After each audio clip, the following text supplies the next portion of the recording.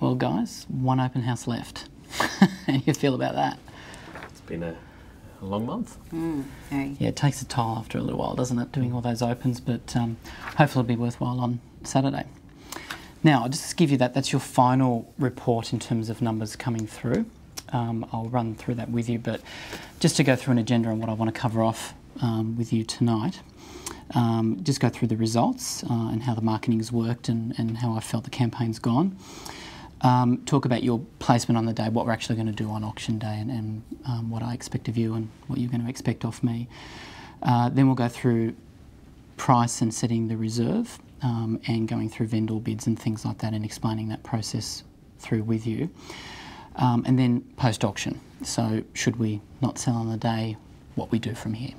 Okay, was there anything else that you sort of wanted to talk about that tonight so we can cover off before Saturday? No, that sort of covers everything. Okay, no problem. Now, if we just go through the report, I'll just give you a bit of a summary. So 120 groups through, which is pretty much as expected. You might remember when we first met, I sort of said that, you know, between 100 and 150 would be the amounts that we would get through. So I'm pleased with that in terms of the response.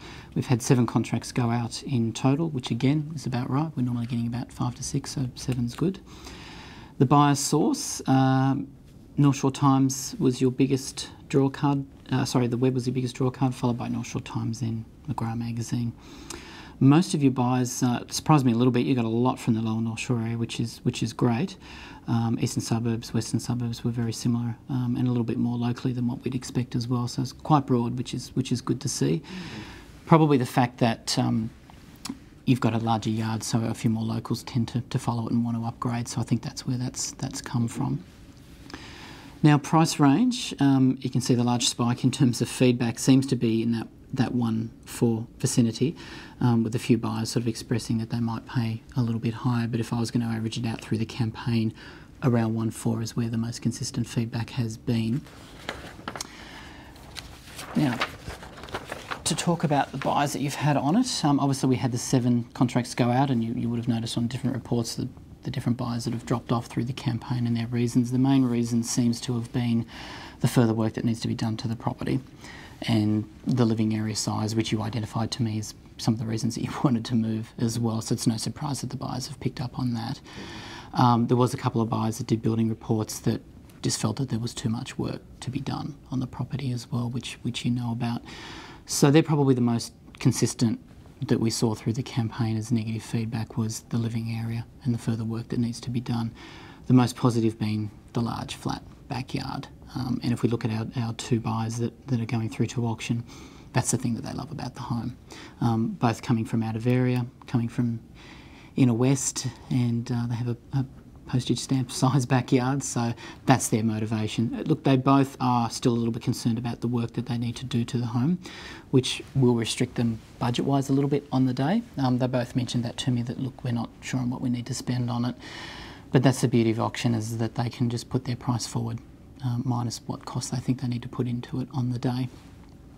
So, look, the campaign's pretty much in line with what we're experiencing in the market at the moment. Last year we'd have 3 or 4 bidders on it. This year we seem to have 1 or 2, so it seems to be a little bit of a luxury at the moment, having 2 bidders that are on it, so I'm pleased with that. The only thing I'm not sure of is price range. They both have indicated around that 1.4. We're not going to know till the day in terms of where they're going to push on from that. So that's in general how the campaigns has gone. So I'm pleased with the response of the marketing. Once we get the numbers through, then that's good. It's hard to argue when we've got competition on the day where the price is going, you know, because all your buyers are there. Your best 2 that have come from the campaign are going to end up there. Now, before we go into talking about reserve and price and where we should put it, I just need to talk to you about the process on auction day, because a lot of owners get a little bit nervous about it. We're open. Our auction's at 9:45. We're advertised as being open 15 minutes before that. I'll be there 15 minutes before then. So I'm always here half an hour beforehand. So meet me here when I come, and just go off for a coffee, go for a little bit of walk. Probably come back 5 minutes before the auction starts. The auctioneer will be here, all the buyers will already be here, and you'll be walking in just like any other buyer will walk in, so nobody will identify you as the owner. Now, we'll probably have the auction in the backyard, which will mean everybody will spill into the back and maybe the living area a little bit. Probably good that you maybe, stay in that first room. You'll be able to hear it. The auction is quite loud. And also so I can access you quite easily. Now, the reason I get you to sit away from the crowd is that it never looks good when it goes over reserve and you're giving high fives and cheering. The buyers are going to go, oh, okay, maybe I'm paying too much. So that just takes that pressure off you and you can hear what's going on. Now, what will happen when you come back to the property, I'll introduce it to the auctioneer. I'll know who the final registrations are on the property, so I can confirm to you that those 2 buyers are there. I've had 2 auctions in the last 6 months that buyers have just turned up on the day, seen the property for the first time and registered, so that can happen, believe it or not. So I'll know the final confirmation and therefore we can work out what we're going to do from there in terms of, are we on plan, is the reserve still the same, etc. And introduce you to Simon Cotter, the auctioneer.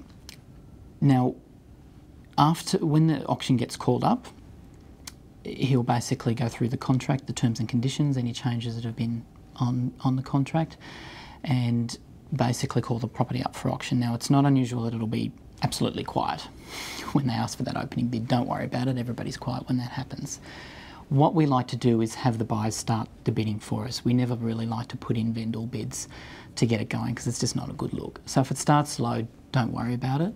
If it starts very low, the auctioneer is going to refuse a bid. So say, for instance, they start at 1.1, 1.2, something like that, he'll probably refuse it in the first instance. If nobody increases from there, then he'll probably accept it and say things like, look, okay, obviously, it's not where we're going to sell, be good buying at that figure, but at least it's a start for us. Because the lower it starts, the better it is, the more comfortable the other buyers are in coming in and bidding and building it up.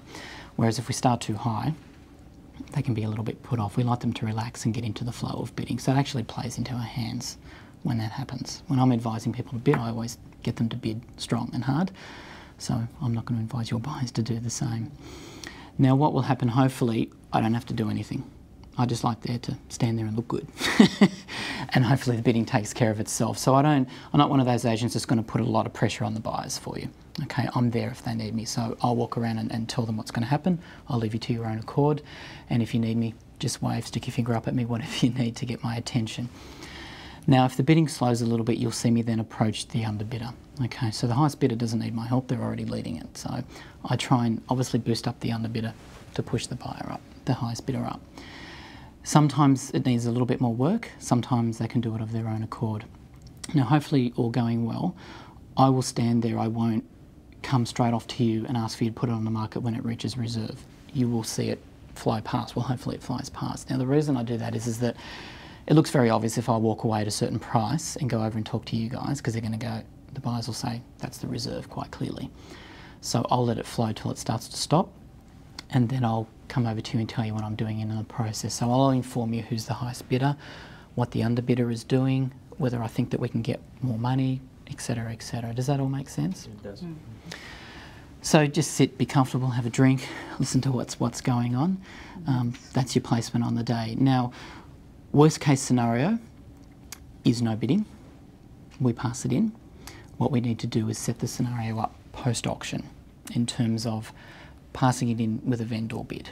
Now, the worst thing that you can do is pass in a vendor bid very high, because if it passes in quite high, then nobody's going to call me on the Monday. I like to pass it in around the guide if there's no bidding, because buyers are going to look in the paper and go, oh, I thought it'd go for more than that, and then they phone me. And then I can engage them and I know who the buyers are that are keen post-auction. We've always got to have a strategy post-auction. Hopefully we don't need to get to it, but you just need to be mindful as to why we would set a low reserve. If we've got one bidder, second worst case scenario, then you might see me change the vendor bid, and I'd be increasing it in that instance. So say for instance, the buyer, we had one registered bidder, and I said to you, let's set a vendor bid at 1.35. You'd probably see me increase it close to the 1.4. The reason I do that is that say the one bidder comes up with an opening bid at 1.2, I would then go back with a vendor bid at 1.39, something like that, and hope that they bid over the top of themselves. And if they bid over the top of themselves and it reaches reserve, we're sold. Okay, and the reason we want it sold in that instance is because they're away from their solicitor, they're away from thinking it through, it's done, they can't pull out of it, it's unconditional. And you might ask me how we're going to get somebody to bid against themselves with a reserve. How I do it is a lot of talking. Okay, now bear in mind that your bidders are going to be very nervous and they're focusing on the auctioneer, and I'm going to be in their ear saying that, look, I'm just going to put a vendor bid in because there's other buyers here. I'll go off talking to different people and get them to increase over the top of themselves. The last week, the Challier Street auction that I mentioned to you, one bidder, same thing. The reserve was actually $850. They came in with an opening bid of $850. I sensed that they had more money in them. I increased the vendor bid, and that was at $890, and I got them to come in with a $900 bid. They didn't even know what was going on. So that's the second worst case scenario. If we have the two bidders there, hopefully they compete enough to a certain level. If it gets close to reserve but not quite there, you will see me come over to you and say, look, how do you feel? If they're both competing, then that's ideal scenario, because they're your only two buyers left after a 4-week campaign. If they're competing, that's market value. It's hard for me to argue, and it's hard for you to argue that that's not market value.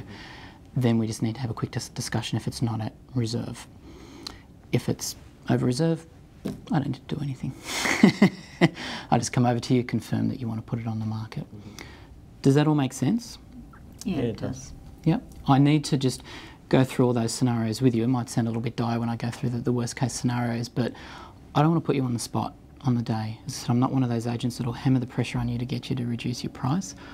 I want you to be prepared. So in a lot of ways, think about two reserves. Think about the one that you're going to display and say, this is our reserve, and then think about your worst case scenario. Because believe me, in my experience, when I've had a few owners pass their property in, they've regretted it on the Monday that they didn't sell on the day. Because be under no illusions, it doesn't get easier after auction. It can happen, we can sell afterwards, but it gets very hard. And quite often, if you look across the board in the area and things that have been passed in, they're selling for less than what they are on auction day. So ideally, let's just try and sell it on Saturday. Now, with that in mind, what thoughts did you have on a reserve price? You've obviously been thinking about it. We've kind of discussed it on and off. We were thinking about the 1145. Okay. 115. Yeah, but initially that. So what do you think? What's with regards to that figure? Look, I'll be very much guided by what does happen on the day from the bidders and what comes out.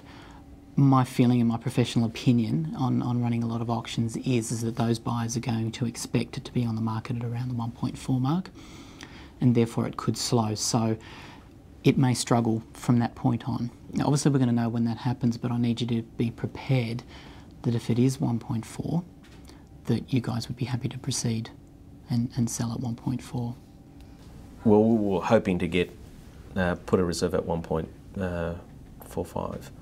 Okay. But do we have to sign off an agreement now with the reserve, or? We do. I need to get a report back to the auctioneer so they can prepare for Saturday. We can obviously keep discussion as we go along. I think it's important now that we be frank about where we're going to sell it. It's been on the market for 4 weeks, and as you know, I haven't asked you for a bottom line the whole time. I need to know, I guess, what you won't take for the property, not what I know what you will take. So because I need to position my strategy on the day with these buyers and with the auctioneer. So if I do a high vendor bid, that it's not at a price that you will sell at, if you like. So. Okay. Well, anything under probably 1.4, we won't. Yeah, wouldn't take. We won't take. Okay. So if we set the reserve at 1.4 in writing, and that's just you're just disclosing that to me and the auctioneer. Nobody else will know. When I'm talking with buyers on the day, I won't disclose that either. I'll probably disclose it a little bit higher. For the reason is, if there's one bidder and we do pass it in, what I say to them is that, look, if you're the highest bidder, then I'll disclose the reserve price to you and I deal solely with you, because they have first right of refusal, which means that any other bidder that's there, if it's not passed in down to them, then they're out of the negotiation. Now, I talk to them through the process like that as well, because I'm trying to bring them up in price, so I'm trying to get them to be passed in at their highest price. So sometimes I can actually get it up to reserve in that regard. So if it's down to the one person, one bidder, you'll let them know that 1.4 is where we go to? No. I'll start a little bit higher. I won't use the words reserve at that point. I'll say to them, look, the owners want 1.45. Okay. Now, they're probably going to look at me and go, oh, and I'll go, I know. talk to me, give me something to go back to them. If I can get them to increase from where they are, then that's my job, and I'll try and push them up as much as I possibly can. They could say yes to that. I just give them the number and then I pause. So I'm always working in your best interests, and I'll set a little bit higher and get a feel for it. If I don't get an increase and they stay at the 1.4, which could happen, at least we know. At least you know I've tried to push it, and that's your answer on market value if it has passed into them at that point. But again, I want you to be clear on that up front, because I don't want you to be nervous on the day and make a snap decision that goes the wrong way on you, and then you wake up Sunday morning and think, oh shit, I should have sold it. So on the day, under auction conditions, and then when that buyer walks out the door, if we don't get an agreement, it's very hard to get them back in. I had it last year on an auction where they did everything right, did building a pest, came through, we got so close. They walked out the door, I never got them back in there again, and we're on the market for 2 or 3 weeks after that. And it's a horrible period of time, and they did sell for less than that. So if, you know, it should have been done on the day. So don't mean to put the fear of God into you, but I just don't like owners to be nervous on the day. I want you to make an educated decision, and I think at 1.4 you have, so I'm comfortable with that. Okay, so what I need you to do is just fill out a reserve form, which is essentially, this is what I'll give to the auctioneer and what we'll have on the day. And in this as well, we'll put the vendor bid. Okay, now the vendor bid can change on the day. So this will be a low vendor bid. So I'd probably do that if there's no bidding, then I'd probably put that at around the 1.3 mark. Okay, now it sounds low, but obviously I don't want to start it too high. If I put in a vendor bid, it's for them to bid over the top of. If there's one registered bidder, as I said, I'd probably put it at 1.39 and ask for a 10,000 increase or 20,000 increase, whatever it may be, just to bridge the gap. Because if that point with one buyer, if I have a vendor bid at 1.3, I'll be here for all night trying to negotiate it through, trying to bridge that gap. So that's the idea. Now the bidder might be a little bit smarter and say, no, just pass it in, we'll negotiate afterwards. If that's the case, I'll come to you and say, look, we'll pass it in. If we do pass it in, we're under auction conditions until midnight. So I've got a long time to try and get the deal through. And as I said, I like to try and do it on the spot, keep them in the property if I can. And what I would do in that scenario, if there's another buyer there that hasn't bid or hasn't registered for some reason, I'll keep them in the room.